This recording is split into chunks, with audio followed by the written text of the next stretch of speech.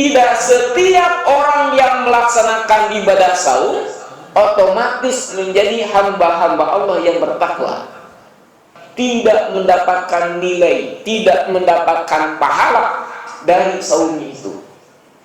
Yang dulunya Nabi dan para sahabat ketika ibadah sholat itu menghadap ke Baitul Maqdis. Kira-kira gampang atau mudah itu?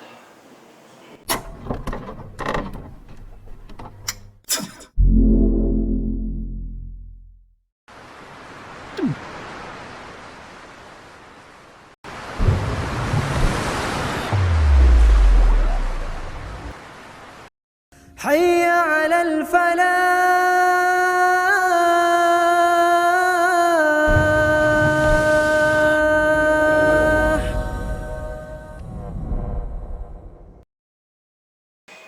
Para hadirin rahimakumullah, maka selanjutnya adalah bagaimana supaya ibadah saum ini terasa mudah, terasa ringan.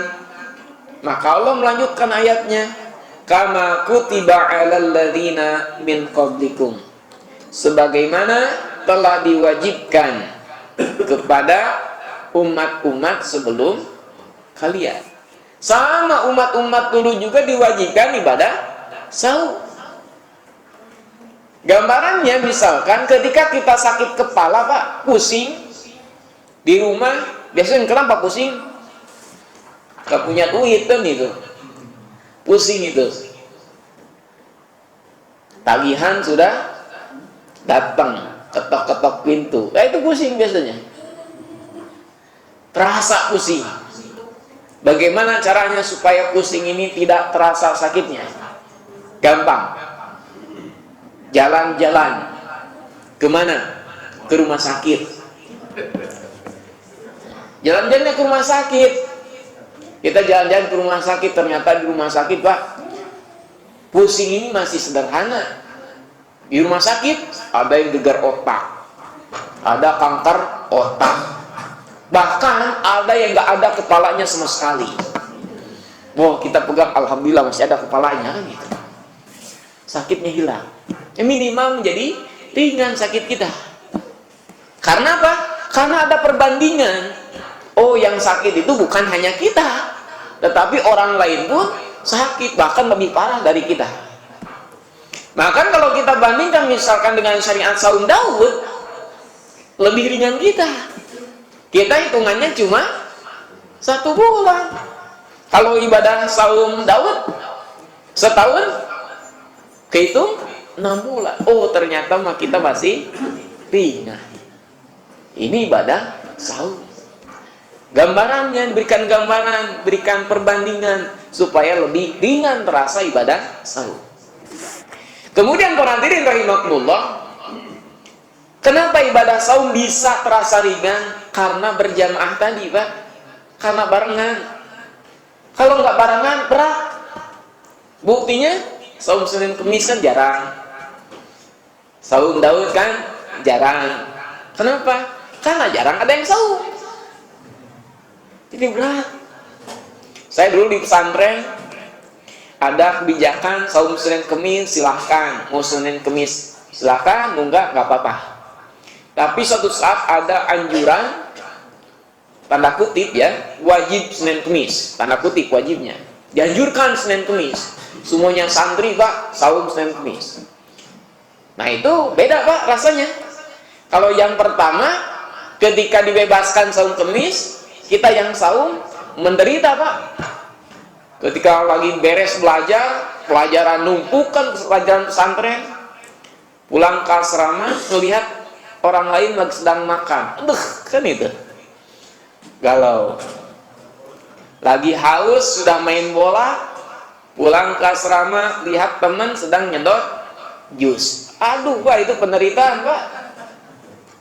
Ketika kita saumnya sendirian.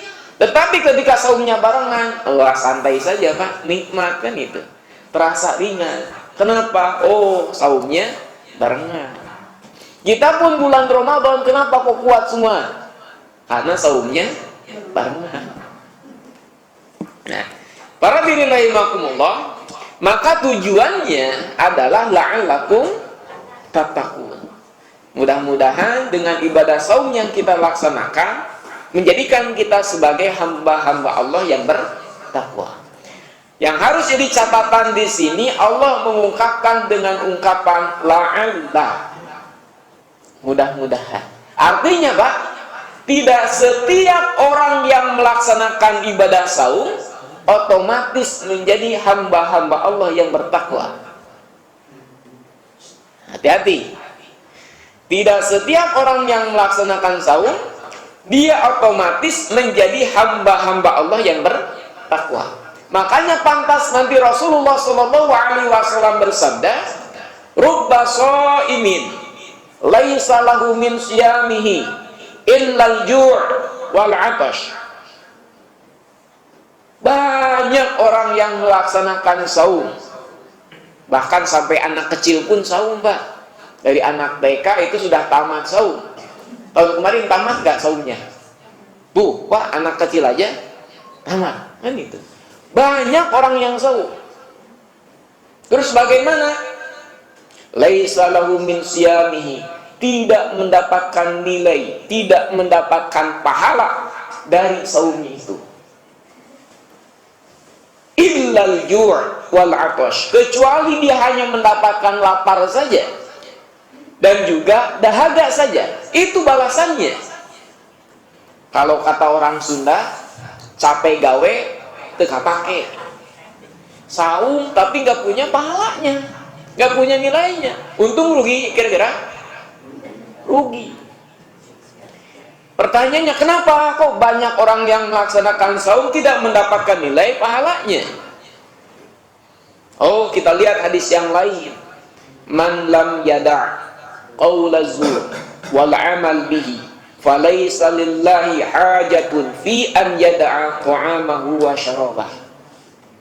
Oh, ini ternyata man lam yada' qaula zur, siapa saja yang tidak bisa meninggalkan ucapan zur, ucapan yang sia-sia, ucapan menghina, ucapan mengolok-ngolok, ucapan dusta, bohong, ucapan jorok dan lain sebagainya.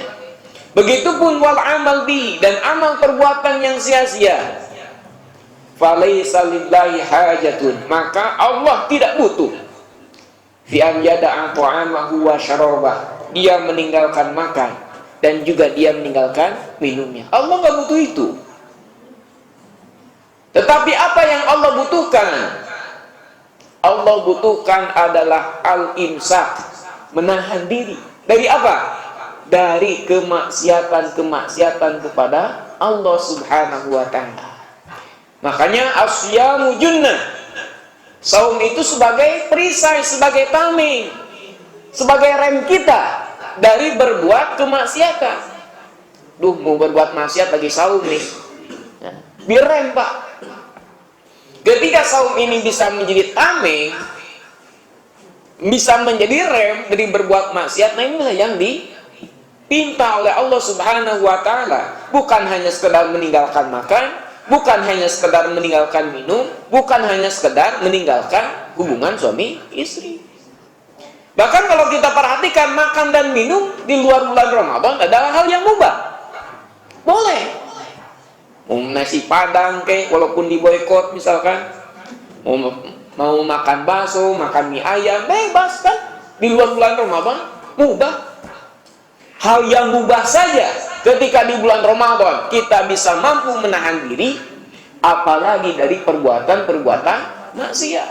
Seharusnya kita bisa lebih menahan diri dari berbuat maksiat. Nah, itulah para hadirin rahimakumullah. Jadi ibadah saum ini sebagai tameng bagi kita dari berbuat maksiat. Yang selanjutnya, tangga selanjutnya adalah bagaimana di bulan saum ini, di bulan Ramadan nanti, kita mampu ngegas amal-amalan baik, amal-amalan ketaatan kepada Rasulullah SAW. Bagaimana dicontohkan oleh Rasul, taatnya kepada Allah dicontohkan oleh Rasul. Banyak hal misalkan yang mesti kita amalkan di bulan Ramadan. Misalkan apa? Sahur, kan gitu. Sahur. Walau jur'atan minal ma, walaupun seteguk air. Karena sahur itu malasnya apa? Luar biasa, godaan malasnya. Karena apalagi kita nggak terbiasa makan di waktu misalkan jam 4, kan nggak terbiasa, nggak enak perut itu. Tetapi paksakan, karena di sana ada barokah. Nanti berbukanya dipercepat, kan gitu. Jangan nunggu muadzin selesai adzan, Pak. Kalau nunggu muadzin selesai adzan, wah ini ribet nanti. Bahkan nunggu Allahu Akbarnya saja kan bisa 5 menit itu. Kemana ini muadzin nggak adzan tumben kan itu. Biasanya di bulan Ramadan cepet amat nih adzan. Di bulan Ramadan telat Pak 5 menit. Di on program gitu. Didatangi muadzinnya. Kenapa kok telat adzan? Ya saya buka dulu kan itu. Artinya jangan sampai ketika masuk waktunya silakan berbuka. Bisa jadi muadzinnya sedang makan dulu kan gitu. Dipercepat ketika berbuka. Nah, para hadirin rahimakumullah, ya, nanti kita bisa ditambahkan dan ada kajiannya. Kemudian saya ingin kaitkan bagaimana kejadian di tahun kedua Hijriah. Tadi ibadah saum, pembahasan pokok utama kita pada pagi kali ini.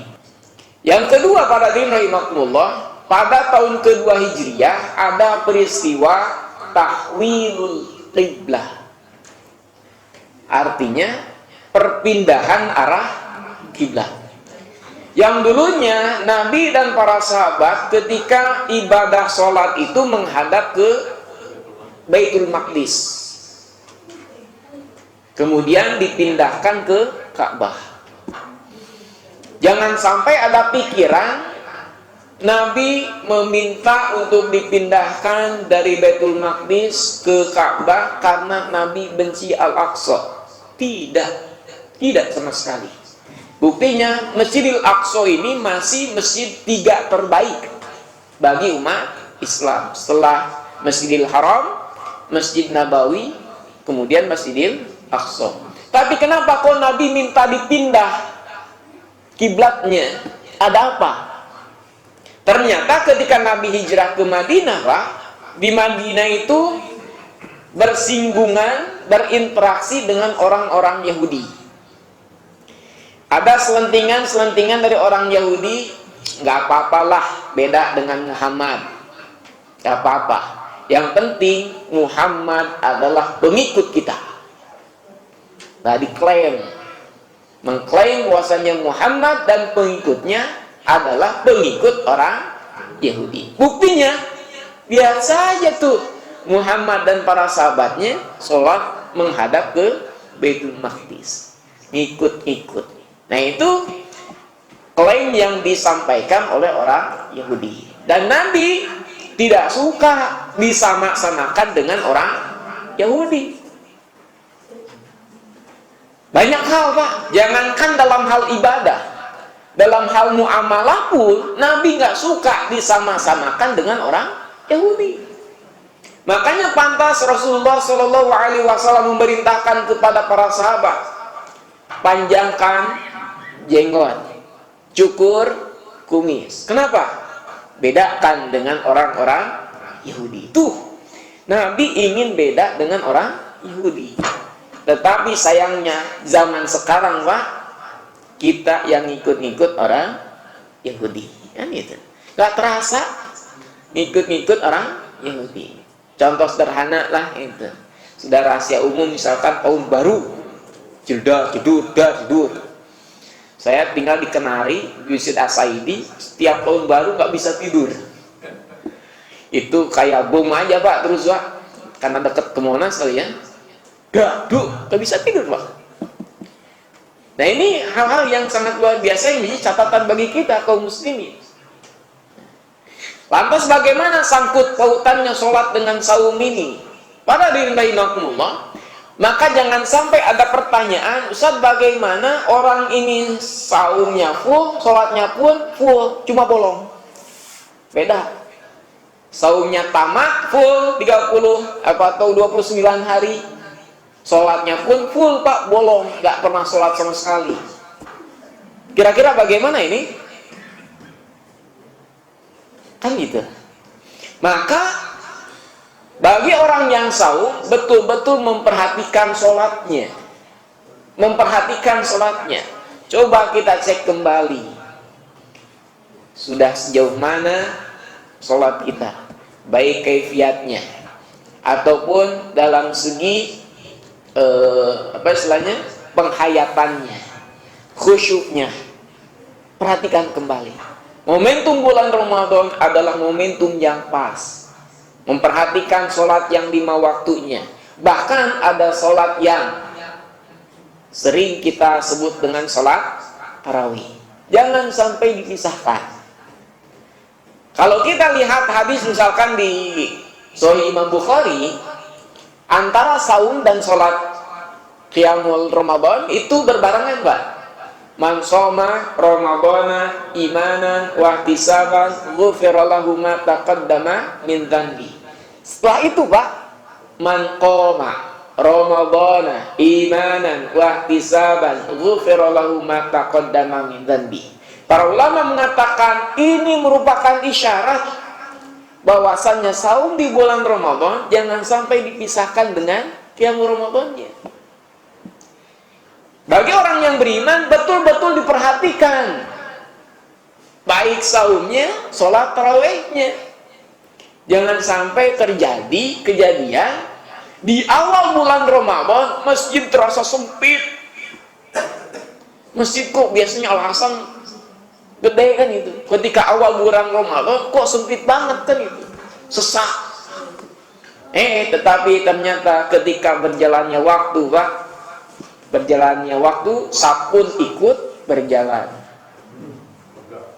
Jadi lega deui kan itu. Kembali meluas.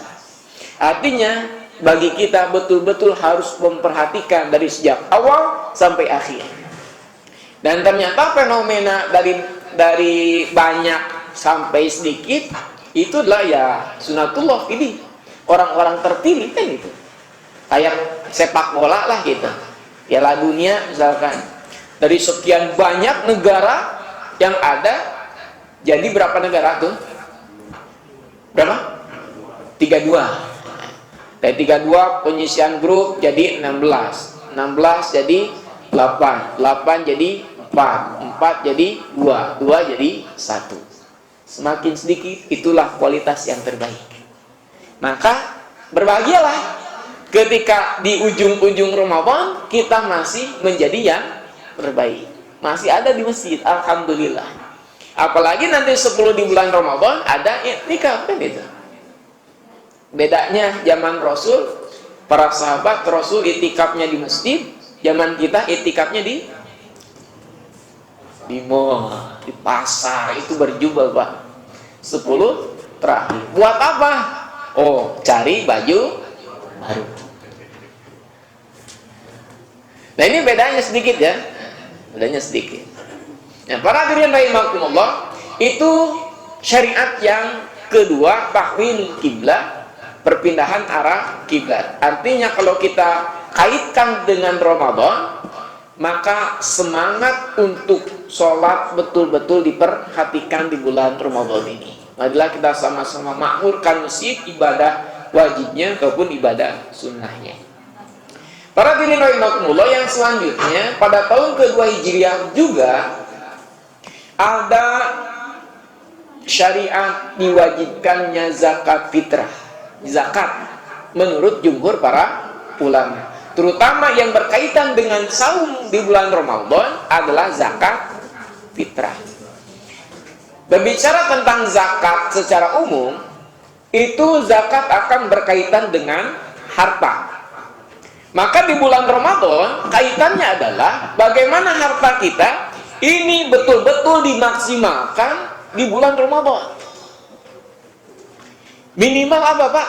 Harta kita digunakan untuk menyiapkan bagi orang yang berbuka. Minimal.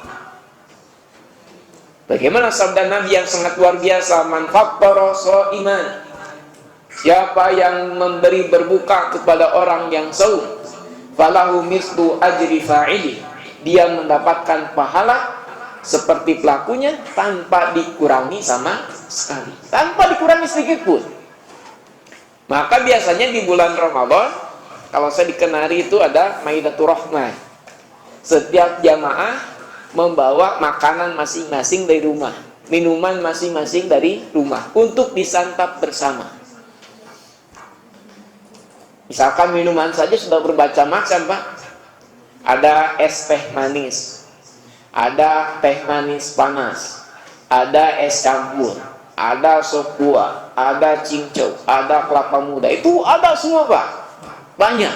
Kita tinggal milih. Nah, itu dalam rangka bagaimana mengeluarkan harta kita jor-joran di bulan Ramadan. Jangan sampai untuk belanja lebih banyak, tetapi untuk sedekahnya lebih sedikit. Nah, ini yang aneh. Kan gitu. Maka seharusnya bisa dibalik nih bulan Ramadan ini. Sedekahnya lebih banyak, untuk konsumsi pribadi lebih sedikit. Apalagi nanti di ujung bulan Ramadan ada syariat zakat fitrah sebagai tuhratan lisaim, sebagai pensuci jiwa bagi orang yang saum. Ya, barangkali ada lalai sedikit, kesalahan sedikit di bulan Ramadan, wajar karena kita manusia. Tetapi Allah sucikan dengan zakat fitrahnya.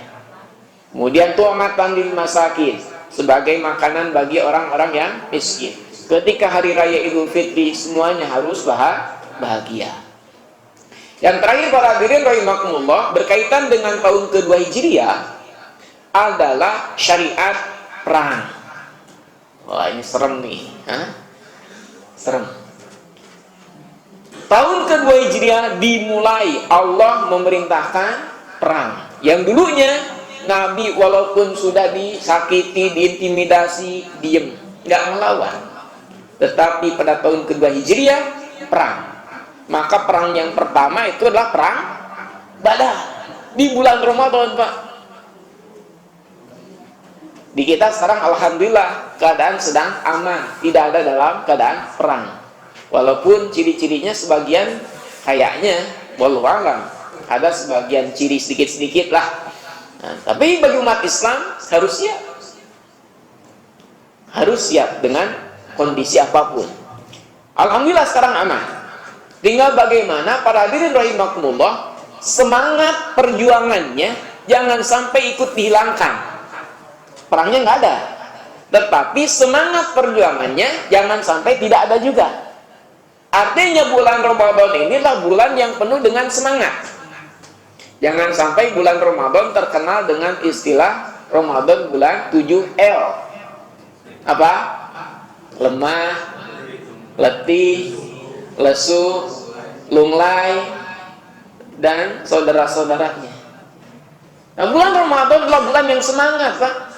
Bayangkan kalau kita misalkan di zaman Nabi dan para sahabat pada waktu itu harus perang ketika bulan Ramadan, Pak.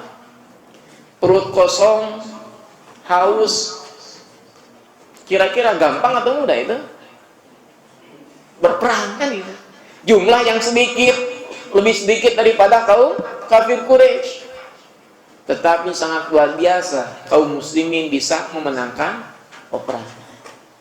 Fathu Mekah, fenomena yang sangat luar biasa di mana kaum muslimin mampu menaklukkan Mekah, memerdekakan Mekah dari berbagai macam berhala-berhala yang ada di sana pada bulan Ramadan. Nah, artinya sekali lagi bulan Ramadan ini adalah bulan perjuangan.